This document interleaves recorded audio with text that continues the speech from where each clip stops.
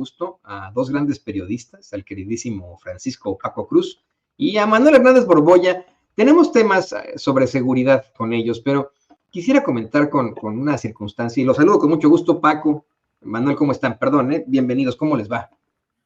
Toño, ¿cómo estás, Manuel? Gusto saludarte. Aquí andamos, Toño. Hola, ¿qué tal, Paco? ¿Qué tal, Toño? ¿Cómo están todos? Un saludo. Muy bien, pues aquí con la intensidad de las notas.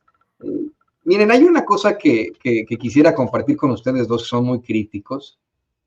Ustedes dos tienen siempre comentarios muy, muy fuertes, aquí en Sin Censura, en sus redes sociales y en todas partes.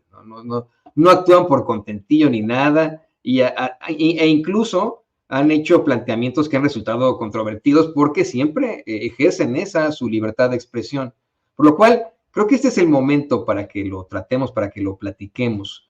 Lo que está ocurriendo en cuanto a, pues, al escándalo del video en el que el hijo y ahora excoordinador de la campaña juvenil de Xóchitl Gálvez, Juan Pablo Sánchez Gálvez, amedrenta de manera grotesca y clasista a unos trabajadores de un antro en Mazarik, en la Ciudad de México.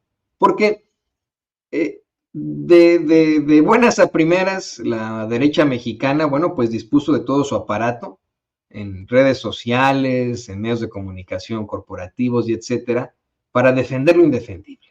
Y para llevar el argumento de que, ok, pues este cuate se puso pedo, amedrentó a unos trabajadores, fue incluso clasista, fue homofóbico, pero no es un corrupto como los hijos de Obrador, o como los hijos de López, como le llaman ellos.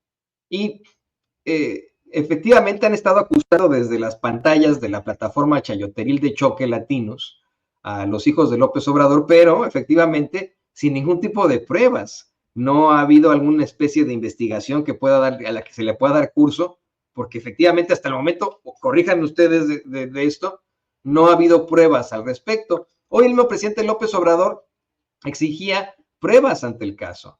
Una persona que no se identificó, que llevaba un gafete de invitado en la conferencia de prensa mañanera, le habla de un supuesto audio en el que participaría su hijo Gonzalo. No participaría, es mencionado su hijo Gonzalo en una conversación telefónica en la que, supuestamente se trata un tema de corrupción con minas, algo así. Pues es una conversación telefónica, ¿no? Se puede mencionar lo que sea en esa conversación telefónica. No existen esas pruebas, pero esa es la forma en la que responden estos trolls, estos bots, estos chayoteros, estos comentócratas, estas cabezas parlantes en todas partes con tal de defender lo indefendible. Comenzamos contigo, Paco. ¿Qué opinas de esto?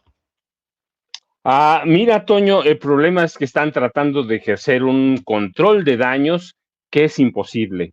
Sí, desde ayer lo intentaron todo el día, estuvieron tratando primero de que el video y todo lo que se escucha en el video no trascendiera a la mayoría de los medios corporativos o de la vieja prensa. Eso, pero les falló, incluso recuerda, se cayó un rato WhatsApp. Yo no creo en las casualidades, ellos lo controlan, quienes controlan WhatsApp en México son parte de la derecha, pero lo que están haciendo hoy toda esa vieja clase de reporteras, de reporteros, de periodistas, analistas, comentaristas, es un control de daños que le falló a Xóchitl, que le falló a Maximiliano Cortázar Lara, que debía ser el hombre que mueve, pero se le olvidó que ya no es a la prensa de 2006, la prensa de 2004, 2005, cuando él imponía, hacía, entregaba dinero, corrompía en los gobiernos de Vicente Fox, claro, y después en el gobierno de Enrique Peña Nieto. Se le olvidó que ya no somos Gutiérrez Vivo, que él ayudó a aplastarlo, a lincharlo y a echarlo del país. Se le olvidó que no somos la Carmen Aristegui del gobierno de Felipe Calderón, que él también se cargó, así que se le salió del control, así, y hoy la mayoría de los comentaristas de los viejos medios tratan de hacer un control de daños que es imposible. ¿Por qué? Es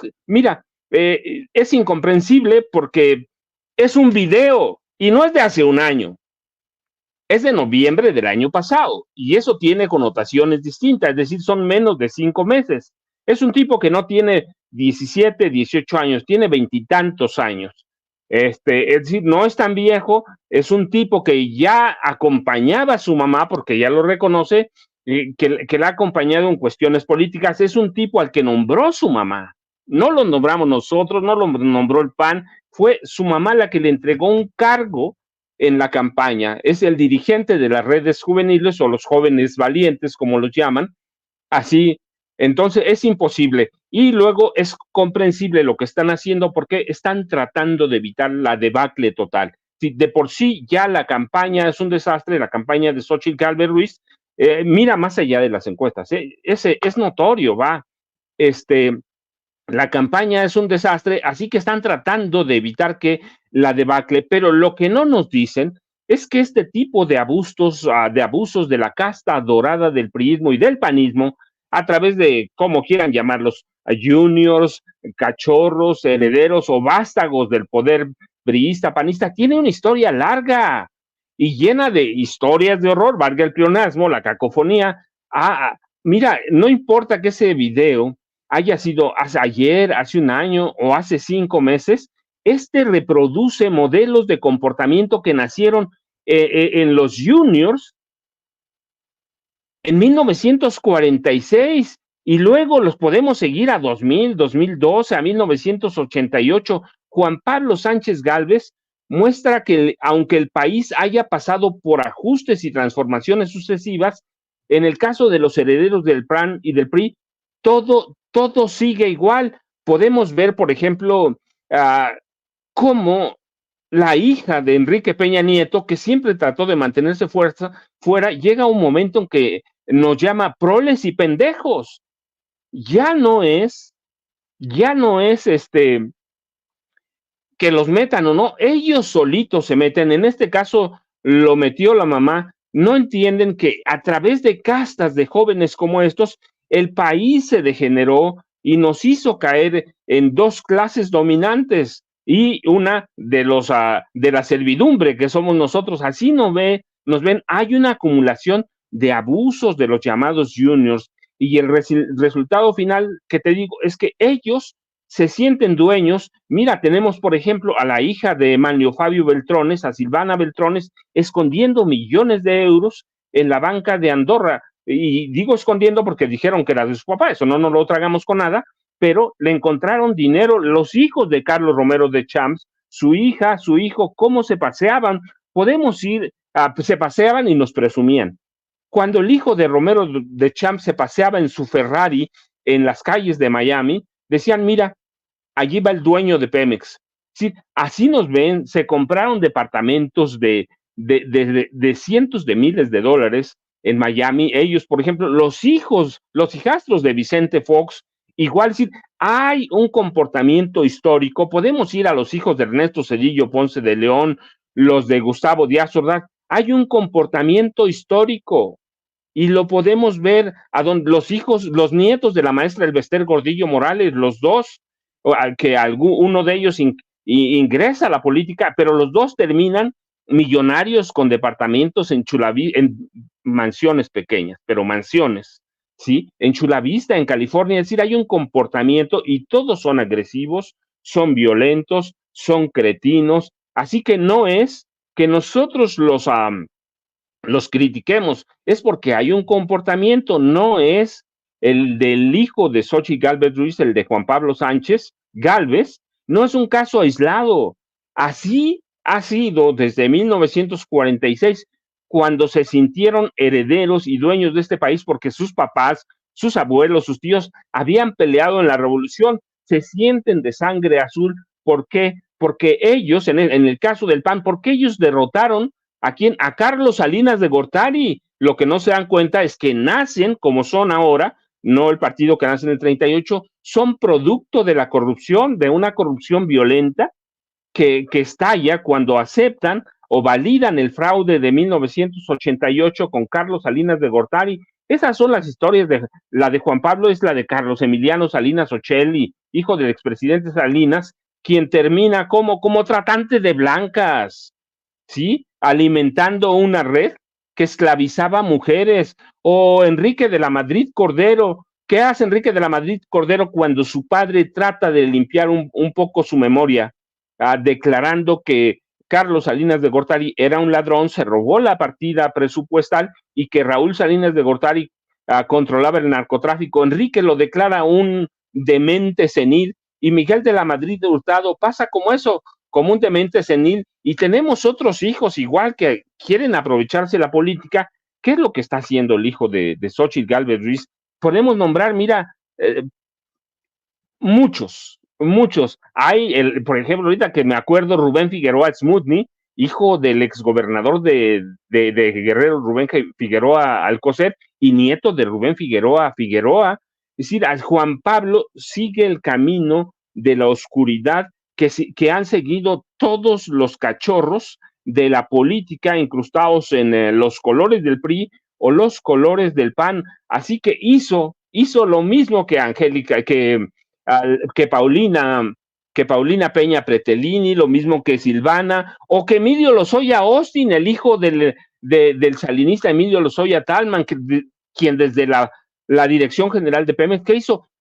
Robó como un ladrón, nos veía menos, nos veía como menores, nos ven como dominados. Ellos son la clase dominante y así se ven el triunfo de López Obrador y la llegada de Morena como un accidente y quieren regresar a lo mismo. Sí, no hay una casualidad, Toño, y por eso cobra también relevancia. Sí, mira, yo evité meterme, por ejemplo, mucho con los hijos de Genaro García Luna porque decía, son menores de edad, hasta que le soltaron las riendas de lo que iba a ser el gran centro de espionaje, entonces hablé de él. Antes no me metí con él porque era un tipo menor de edad, porque Luna era menor de edad, pero en este caso, Xóchitl Gálvez le dio un nombramiento formal, lo hizo en las pantallas, en una conferencia o rueda de prensa, lo hizo ahí, así que hay una clase de cachorros del PRI y del PAN que nos odian, que nos ven como una clase menor, que son además homofóbicos. Eso que dice pinches putitos, eso es una homofobia pura que ya debía estar superada, pero nos damos cuenta que no está superada en el país. El lenguaje, pues mira, el lenguaje es el de su mamá. Yo no concibo o no puedo imaginar a Xóchitl de otra forma, es una barbajana. Así que somos como para ellos como nos adjetivizó la hija de Peña Nieto, una prole pendeja, ¿no?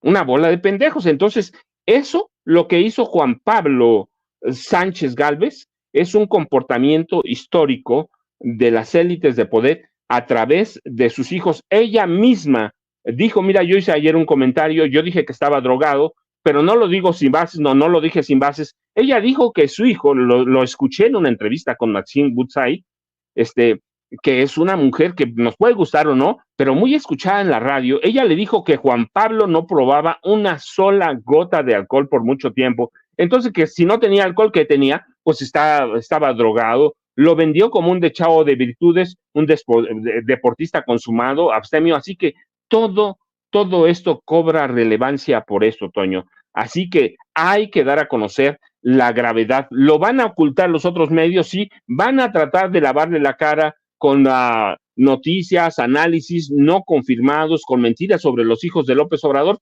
Estamos en campaña política y en una campaña en la que se acaba de derrumbar, ¿quién? El Partido Acción Nacional y por lo tanto Xóchitl Gálvez Ruiz, Toño.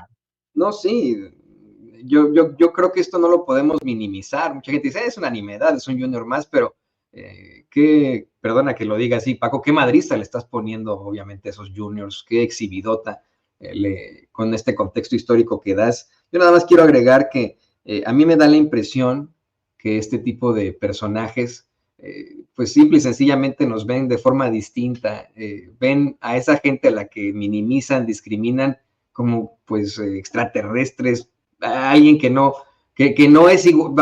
Obviamente ellos creen que no somos iguales, pero nos ven, nos deshumanizan de la forma más terrible. No consideran que tenemos familias, que también sufrimos, que también reímos, que también tenemos días feriados en los que también vamos a algún bar o vete a saber qué, que también celebramos Navidades, por ejemplo, lo que usted quiera, ¿no? Lo ve como un objeto el que puede sapear, el que puede patear como aparece ahí en el video. Le pido al equipo que nos vea para escucharte también a ti, Manuel. Me gustaría mucho saber qué opinas tú de los comentarios que se hacen en redes sociales, de la defensa que se hace al hijo de Xóchitl Gálvez, por parte de muchos trolls, bots, personas incluso con nombre y apellido, chayoteros de siempre, comentócratas, cabezas parlantes, que aseguran, como el monero Calderón, que, bueno, pues sí, la regó el hijo de Xóchitl Gálvez al ser racista, clasista, homofóbico y borracho, pero que no es un corrupto como los hijos de López Obrador, claro, sin presentar pruebas. ¿Qué opinas de esto? Sí, pues a mí me da mucha risa muchos de los comentarios que he visto. Leía por ahí a un tuitero muy de derechas, pues casi poner como un héroe al hijo de Xóchitl Gálvez por pedir disculpas, ¿no? Igual a la Bárbara Tijerina, decir que su lenguaje corporal expresaba una gran tristeza y como ahí tratando pues de justificar un poco esa situación, pero ahora resulta que es héroe, ¿no? O sea, sí estamos, pero en una cosa muy peculiar, por llamarle de algún modo. Yo entiendo que estamos en campañas, yo soy de la idea de que no hay que tener saña contra los hijos de los políticos, pero en este caso, pues estaba parte como lo dijo Paco muy bien, pues estaba dentro de la lucha política, o sea, no solo era el hijo de la candidata, sino que tenía un cargo como coordinador de jóvenes de la campaña, y eso lo mete pues en la lucha política.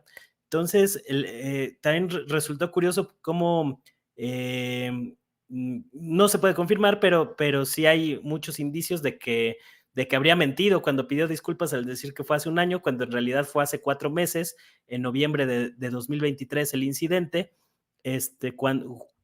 cuando su madre ya estaba metida de lleno en la campaña rumbo a la presidencia de la República. Entonces, me parece que este tipo de actitudes pues evidencian mucho cómo es la clase política, la clase dominante, cuál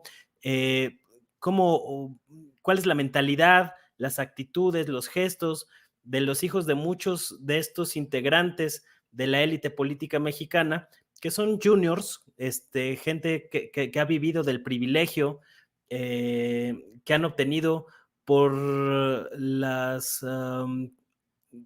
por los contubernios de sus padres en muchos casos, y este tipo de actitudes despóticas pues le acaba rebotando a Xóchitl Gálvez. Yo me pregunto, ¿Xóchitl Gálvez no sabía de estas cosas al meter a su hijo a la campaña? O sea, nunca se imaginó que iba a haber por ahí un flanco débil por el cual la pudieran atacar, si según ella, como lo ha reconocido en muchas entrevistas, ha comentado que pues su hijo tenía algunos problemas con el alcohol y este tipo de situaciones, pues me parece que le acaba tronando en las manos y es un desastre más de los muchos desastres que ha sumado la desastrosísima campaña presidencial de Xóchitl Gálvez, que pues nomás no levanta, o sea, por más que tratan ahí los comentaristas de la derecha de minimizar los daños, de tratar de decir que pues es un incidente como le puede ocurrir a cualquiera, lo cierto es que se da en un contexto cuando estaban tratando de decir que ya se estaba acercando Xóchitl en las encuestas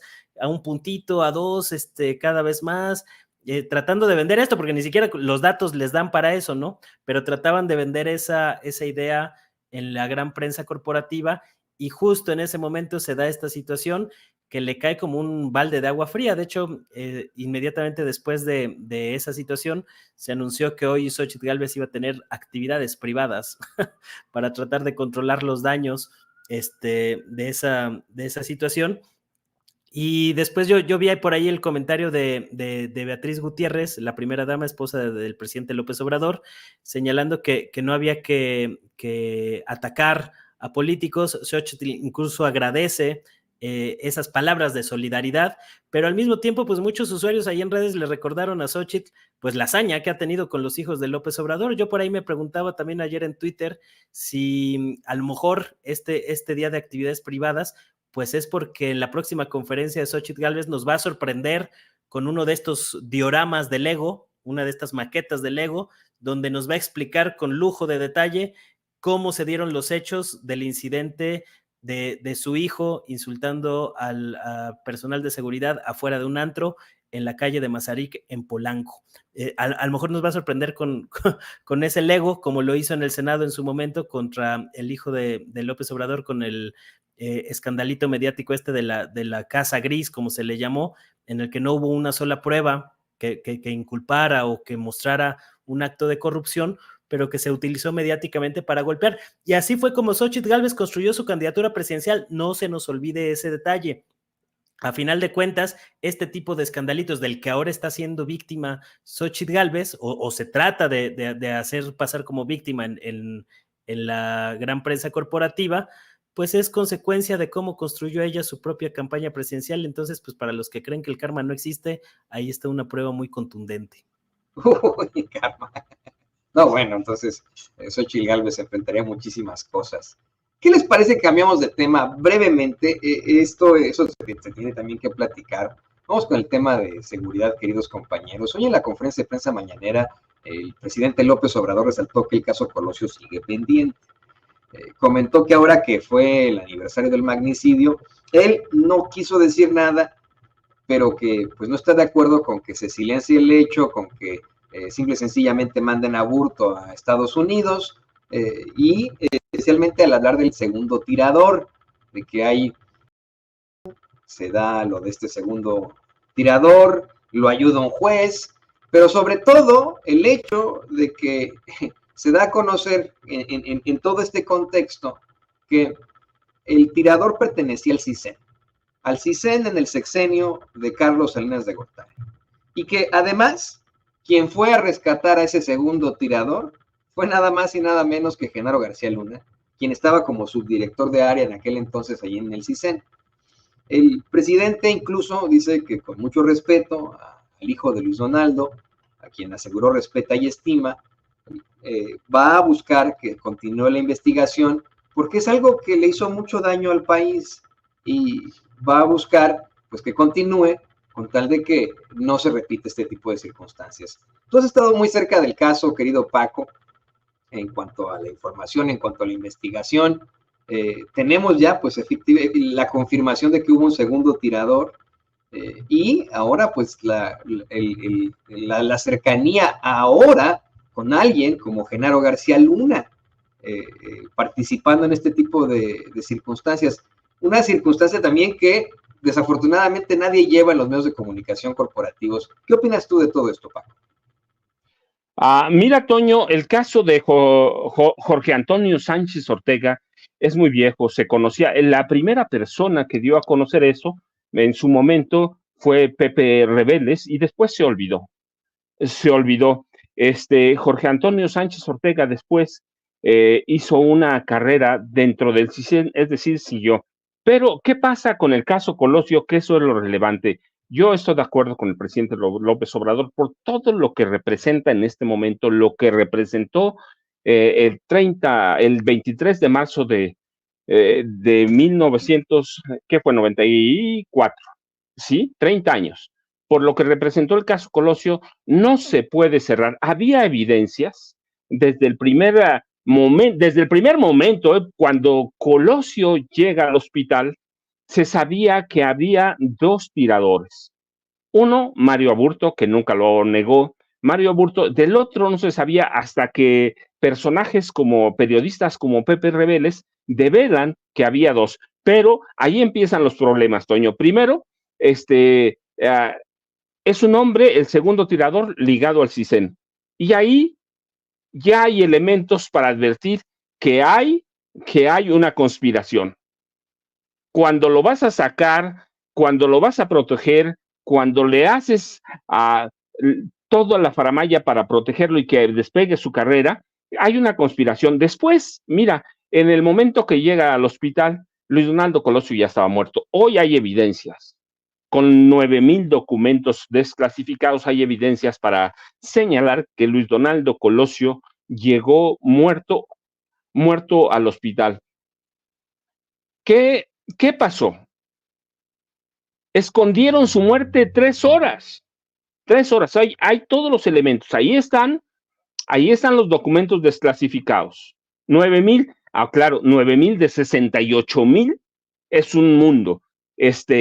pero hay elementos para advertir que llegó muerto, que la bala que disparó Mario Aburto Martínez le deshizo, como dicen los médicos, la masa encefálica. ¿Qué pasó en esas 3 horas?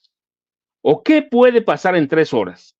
Pues puedes rearmar un caso, puedes ocultar evidencias, puedes borrar muchas cosas y hay enormes vacíos, enormes huecos en el caso Colosio a partir de ese momento. Cuando hay un tirador segundo del Centro de Inteligencia de México, que depende de la Secretaría de Gobernación, y lo esconden, lo ocultan, y luego pasa el tiempo y tienes a 4 fiscales, con este son 5, pero tienes a 4 fiscales que cada uno lleva la investigación por su lado. Hay muchos huecos. Cuando la declaración, por ejemplo, del expresidente Carlos, del expresidente Carlos Salinas de Gortari, hay una declaración judicial, la esconden por lo menos 25 años la escondieron, y él reconoce que hay elementos para un crimen de Estado.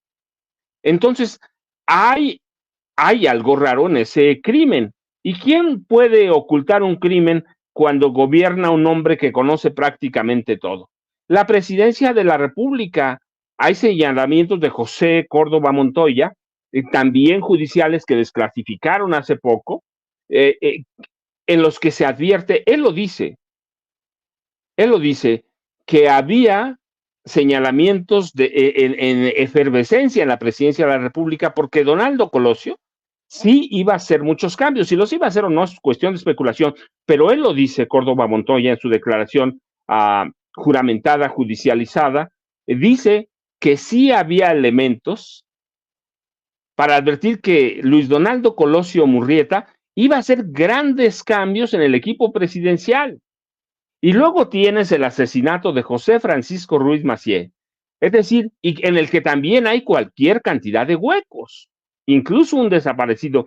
Entonces tienes un caldo de cultivo para advertir que es un caso que se manejó desde el caso de Lomas Taurinas, ese 23 de marzo de 1994, se manejó desde la presidencia. ¿Para qué? Para ir sembrando huecos. Y los grandes huecos, ¿qué hacen? Pues crean conspiraciones. ¿Conspiraciones desde dónde? Desde la presidencia de la República. Ya no es que haya un justiciero que haya disparado, son 2, y se conoce, y se oculta la muerte de Luis Donaldo Colosio por 3 horas. Así que hay una conspiración que tiene muchos huecos. ¿Por qué? Porque la presidencia de la República no quiso resolverlo. Y luego tienes el gobierno de Zedillo, que estaba más preocupado, y eso lo digo porque además lo estudié, lo publico en uno de mis últimos libros. Ernesto Zedillo no estaba interesado en resolver ese caso porque le tenía miedo a Carlos Salinas de Gortari. La esposa tenía, yo lo insisto porque además lo publiqué así, la esposa de Zedillo tenía 2 miedos. Nilda Patricia tenía miedo que los salinistas mataran a su esposo, al presidente. Imagínate el presidente.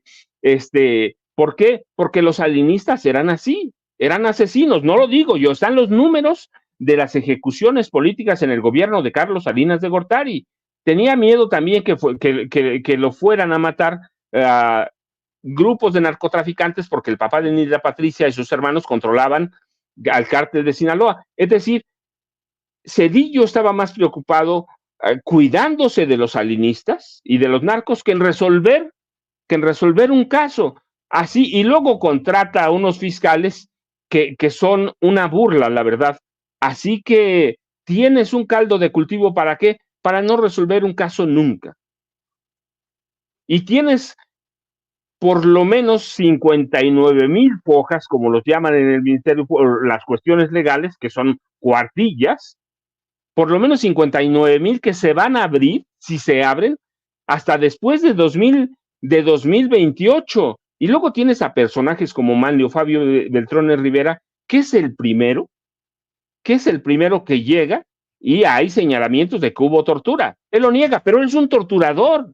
Él era parte de la Dirección Federal de Seguridad, una oficina siniestra que se dedicaba a la tortura, y él es alumno de Fernando Gutiérrez Barrios, el mayor torturador, y luego hay señalamientos de él mismo que dicen que le dijo su procurador, él lo dice también en una declaración judicial que recientemente fue desclasificada, él dice que le habían advertido a su procurador que la guardia de guardaespaldas de Colosio se había relajado por motivos desconocidos. Es decir, hay todo para decir que es un complot presidencial.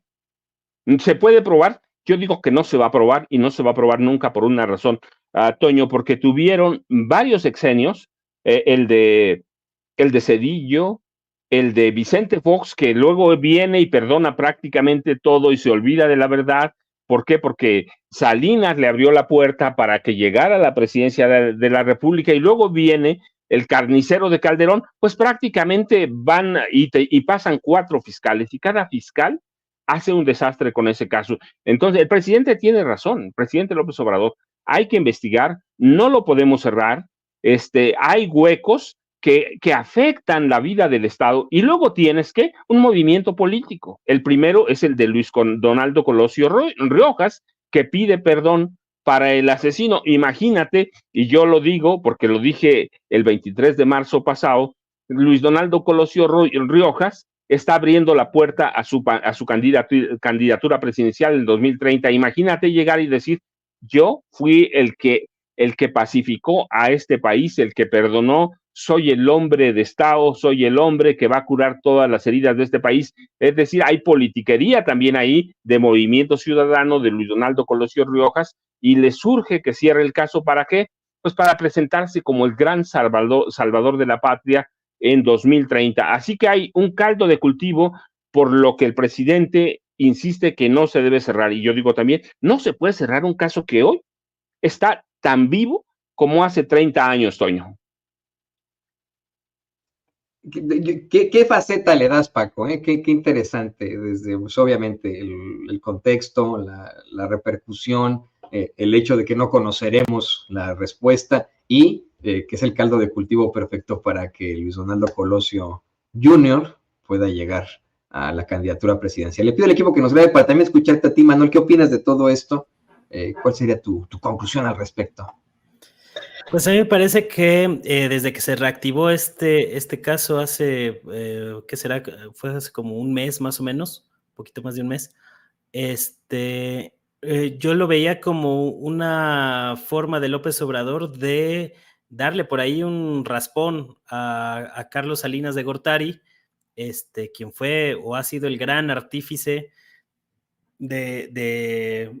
pues del régimen neoliberal. Realmente el régimen neoliberal en México se construye con todas las privatizaciones que realiza en un primer momento Miguel de la Madrid, pero digamos se profundiza ese proceso de privatizaciones con Carlos Salinas de Gortari.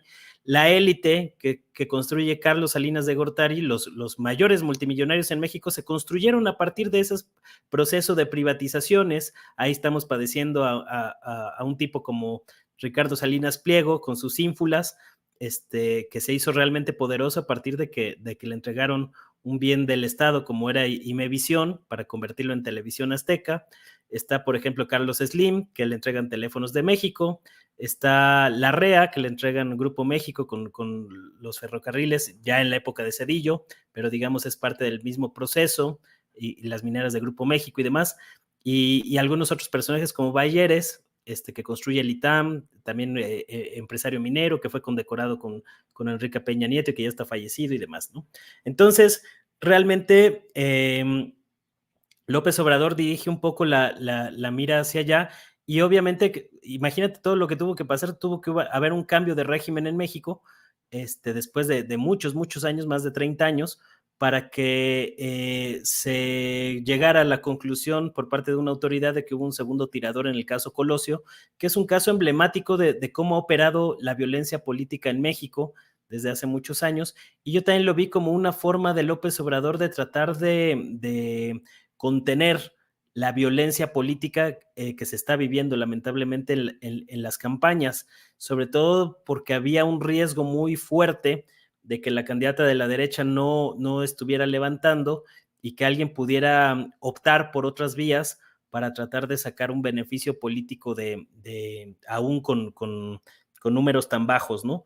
Entonces, digamos que tenía varios sentidos desde mi punto de vista esta maniobra política del gobierno de López Obrador, de la Fiscalía General de la República, pero que se ve eclipsada por una operación mediática orquestada precisamente desde Estados Unidos.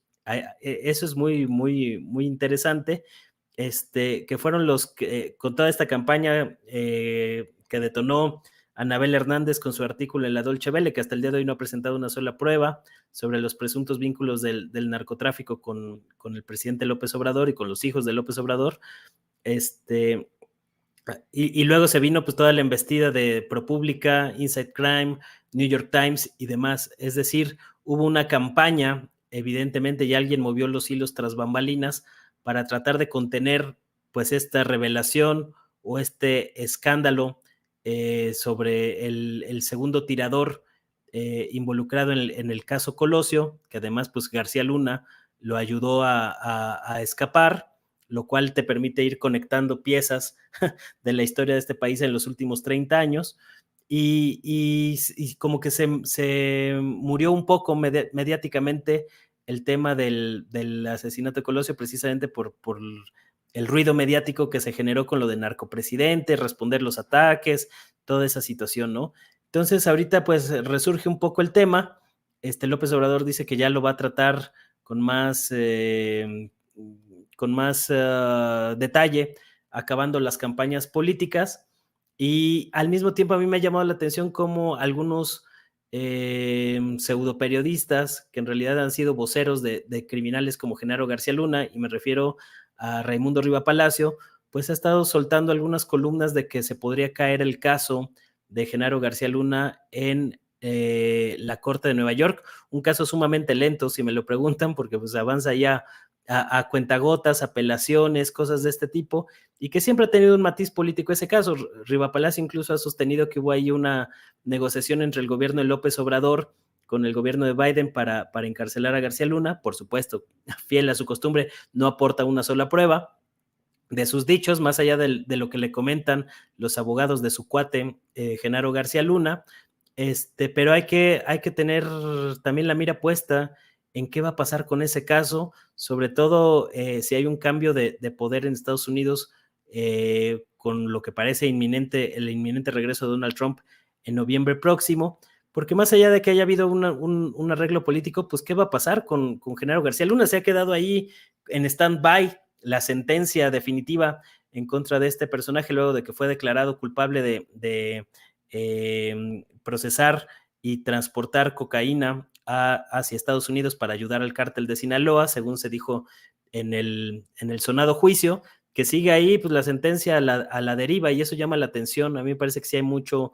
manejo político de Estados Unidos dentro de este caso, y me parece también que al mismo tiempo lo del caso Colosio también trata de ponerle ahí otra traba para que no vayan a soltar a García Luna sin antes extraditarlo a México, o por lo menos que el gobierno mexicano pueda generar presión para que se extradite a Genaro García Luna y no lo vayan a soltar así nomás, como se puede estar cocinando ahí tras bambalinas desde las esferas de la política estadounidense. Entonces, digamos, tiene muchas aristas el caso Colosio, y por eso, pues, me parece que López Obrador está revivando este tema, ahora que le volvieron a preguntar en la conferencia matutina, pues tiene mucha tela de dónde cortar ese asunto, y que a final de cuentas, pues es un caso emblemático en la historia de México, porque te evidencia y te dice mucho de cómo se ha manejado históricamente la disputa y la lucha por el poder en este país.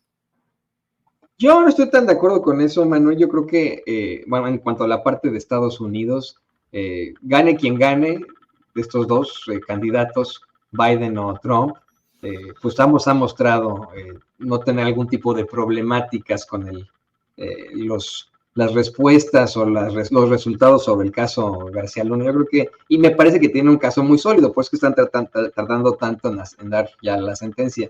Yo veo muy cerca a alguien como García Luna de esta prisión de ADX Florence, así se llama, esta prisión ahí en Colorado, que es considerada una de las peores prisiones en la tierra, es como la muerte misma, como el infierno, debido a las condiciones que hay ahí, ¿no? Lo veo ahí junto con otros de los hombres más peligrosos del mundo. Y queridos compañeros, yo les agradezco que hayan estado aquí compartiendo con nosotros su conocimiento muy amplio. Siempre es muy enriquecedor. Les pido, por favor, que nos compartan sus redes sociales. Estábamos contigo, Manuel, por favor, compártenos tus redes sociales. Muchas gracias, Toño, muchas gracias, Paco. Bueno, pues ahí estamos en Manuel H. Borbolla, en Twitter, Manuel Hernández Borbolla en Facebook y también en YouTube. Y pues ahí les recomiendo que le echen ojo a información reciente que ha salido sobre el origen del COVID-19. Hay información muy relevante, sumamente censurada en redes, para que le echen un ojo a lo que hemos estado publicando, porque pues hay evidencia sólida de que los mismos que han sido señalados de crear el COVID-19 en el laboratorio de Wuhan han sido los mismos que se han beneficiado con la venta de vacunas, como ya lo sabíamos, pero digamos hay cada vez más pruebas sobre el tema, ahí para que le echen un ojo a lo que hemos estado publicando en Twitter y en otros espacios. Un saludo y muchas gracias. Claro que sí, muy interesante lo que nos plantea Manuel Hernández Borbolla, periodista aquí en Sin Censura. Paco, también por favor compártenos tus redes sociales. Toño, pues yo muchas gracias como siempre. Manuel, siempre va a ser un placer platicar contigo, la verdad. Toño, igual ya lo sabes. Y @Paco Cruz Jiménez en X, antes Twitter, Francisco Cruz Jiménez en Facebook, Toño, y nos vemos mañana. Muchas gracias, Manuel, un abrazo a los dos. Nos vemos mañana, un abrazo también para ti, también tiene el escritor y periodista Francisco Paco Cruz. Le pido